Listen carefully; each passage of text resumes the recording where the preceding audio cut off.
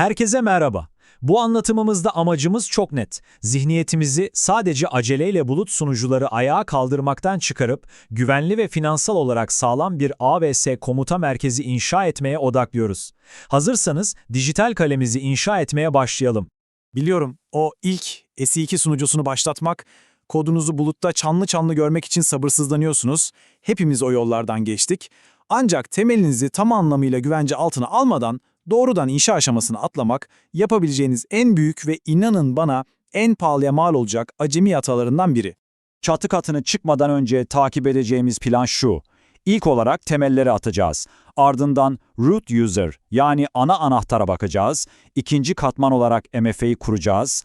IAM ile güvenlik odamızı ayarlayacağız. Free tier ve kredileri konuşup son olarak erken uyarı sistemimiz olan bütçe radarını devreye alacağız. 1. Bölüm. Temelleri atmak.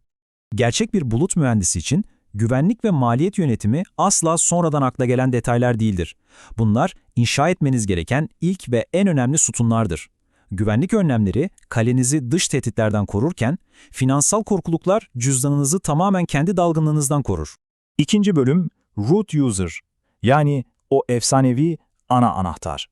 AWS hesabınızı oluşturduğunuz saniye elinize yepyeni hesabınızın en tehlikeli aracı verilir. Kök kullanıcı yani root user.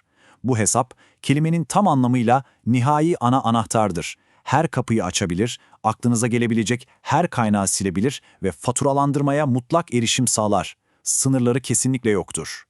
Peki bu kadar güçlü bir anahtarı cebinizde taşıyıp günlük işler için kullanır mısınız? Tabii ki hayır. Bunun yerine IAM kullanıcısı dediğimiz tıpkı yetkileri kısıtlanmış bir personel yaka kartı gibi çalışan, sadece o anki işi yapmaya yetecek erişime sahip hesaplar kullanıyoruz. Ana anahtar ise sadece çok nadir, acil durumlar için dijital kasanızda güvenle saklanmalı. 3. Bölüm. 2. Katman yani MFA. O süper güçlü ana anahtarımızı korumak için güvenlikten asla taviz vermeyen ikinci bir savunma katmanı eklemek zorundayız. Artık krallığınızı korumak için tek başına güçlü bir parola kesinlikle yeterli değil. İddia ettiğiniz kişi olduğunuzu kanıtlamak için şifreden tamamen bağımsız ikinci bir kanıta ihtiyacınız var. MFA'yı yani çok faktörlü kimlik doğrulamayı gözünüzde şöyle canlandırın. Komuta merkezinizin ana kapısındaki şifreli kilidin hemen arkasına devasa, aşılmaz bir parmak izi okuyucu yerleştiriyorsunuz. Yani birisi şifrenizi bulsa bile fiziksel olarak o ikinci faktöre sahip olmadığı sürece kapıdan içeri adım atamaz. Kesinlikle aşılamaz bir duvar. İster ortalama saldırılarına karşı inanılmaz dirençli bir peski kullanın, ister donanımsal bir güvenlik anahtarı, isterseniz de telefonunuzdaki bir Authenticator uygulaması. Hangisini seçerseniz seçin, bunu root hesabınız için kurmak kesinlikle tartışmaya kapalı bir zorunluluk. Ufak bir tavsiye, tek cihaza kilitli kalmamak için her zaman birden fazla cihazı hesabınıza kaydedin. 4. Bölüm. IAM, güvenlik odanız. Ön kapıyı sağlama aldığımıza göre artık içeri girebiliriz. IAM yani kimlik ve erişim yönetimi, binadaki herkesin ne yaptığını denetleyen merkezi güvenlik odanızdır. Bu sistem durmaksızın şu 3 can alıcı soruyu sorar. Sen kimsin? Bunu gerçekten kanıtlayabilir misin ve sistemde tam olarak ne yapmana izin var? AWS güvenliğinin kalbi tam da burada, bu 3 soruda atıyor. 5. bölüm. Free tier ve krediler. Gelelim hepimizin çok sevdiği o eski 12 ay boyunca tamamen ücretsiz efsanesine. Unutun onu. Temmuz 2025'ten sonra açılan yeni hesaplar için kurallar değişti. Artık AVS, başlangıç için size $100'lık, sınırları son derece net çizilmiş bir keşif kredisi veriyor. Bu yüzden neyi nasıl harcadığınıza en başından dikkat etmelisiniz. İşin heyecan verici yanı belirli öğrenme aktivitelerini tamamlayarak $100 kadar ekstra kredi kazanabiliyor olmanız. AWS siz yeni servisleri deneyip öğrendikçe sizi ödüllendiriyor. Yalnız dikkat, bu bütçeyi boş vereceğiniz anlamına gelmez. Yeni bir servis başlatmadan önce cüzdanınızın bir anda boşalmaması için her zaman fiyatlandırmayı ve kredi uygunluğunu kontrol etmek zorundasınız. 6. Bölüm. Bütçe radarı yani erken uyarı sistemimiz. Bu kredileri korumak için finansal bir radar sistemi kuracağız. Neden mi? Hayalet kaylak kabusu yüzünden. Denemek için bir sunucu başlattığınızı ve işiniz bittiğinde onu kapatmayı unuttuğunuzu düşünün. Siz mışıl mışıl uyurken o sunucu tam bir hayalete dönüşür ve sessiz sedasız tüm kredilerinizi tüketir. İnanın bana, ertesi sabah o faturayı görmek istemezsiniz.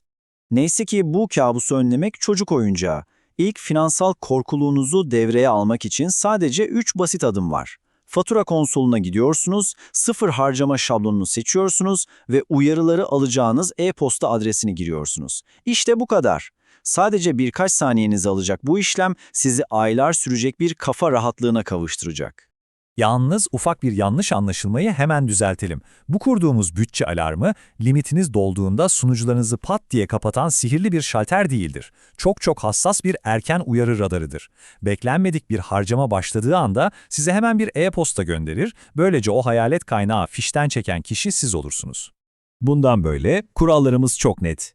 Bir kaynağın ne işe yaradığını, güvenlik sınırlarını, maliyet yapısını ve işiniz bittiğinde onu nasıl temizleyeceğinizi tam olarak cevaplayamıyorsanız, o kaynağı anladığınızı iddia edemezsiniz.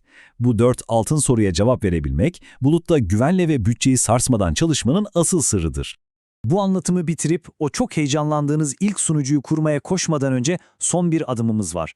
Bu temel kontrol listesindeki her bir kutucuğun eksiksiz işaretlendiğinden emin olmanız gerekiyor. Temelleri beton gibi sağlam atmadan üstüne kat çıkmak mı? Kesinlikle aklınızdan bile geçirmeyin. Şimdi yeni edindiğiniz bulut mühendisi vizyonunuzu test etmek için sizi şu kritik soruyla baş başa bırakıyorum. Root user neden günlük operasyonlar için kesinlikle kabul edilemez bir seçimdir ve aslında bu tek kural tüm AWS güvenlik duruşunuzu nasıl şekillendiriyor? O efsanevi ana anahtarın tehlikesini kavramak, bulutta ustalaşmanın ilk ve en önemli adımıdır. Üzerine biraz düşünün. Bir sonraki anlatımımızda görüşmek üzere, hoşça kalın.